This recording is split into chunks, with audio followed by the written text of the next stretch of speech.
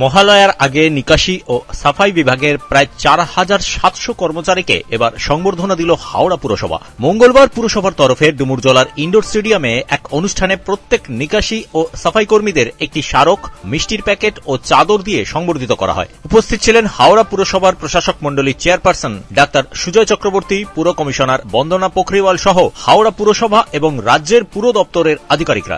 আজকে আপনারা যদি না থাকেন, আমরা কেউ এতটা গুরুত্বপূর্ণ হয়নি যে আমি না থাকলে পৌর নিগম চলবে না, বা কেউ আরেকজন না থাকলে তার পৌর নিগম চলবে না। কিন্তু আজকে আপনারা যদি মাঠে না থাকেন, আপনারা যদি কাজ না করেন, তাহলে কিন্তু হাওড়া পৌর নিগম চলা সম্ভব নয়। তাই আপনারা অত্যন্ত গুরুত্বপূর্ণ জায়গায় আমাদের এই পরিবারের সদস্য আপনারা।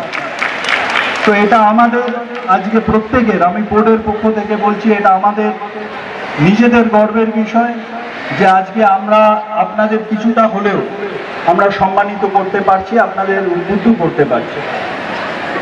আমি আশা রাখবো যে আগামী দিনেও আপনারা যেভাবে আমাদের হাওড়াকে আপনারা পরিষ্কার রাখার কাজ করেন, কোথাও ত্রুটি বিচ্যুতি হতে পারে, আমরা প্রত্যেকে আছি, সকলে মিলে একসাথে কাজ করব। আমি সবসময় বলি এটা আমাদের একটা পরিবার। হাওড়া থেকে আইভিয়া দুকের রিপোর্ট, হুবের কলম ডিজিটাল।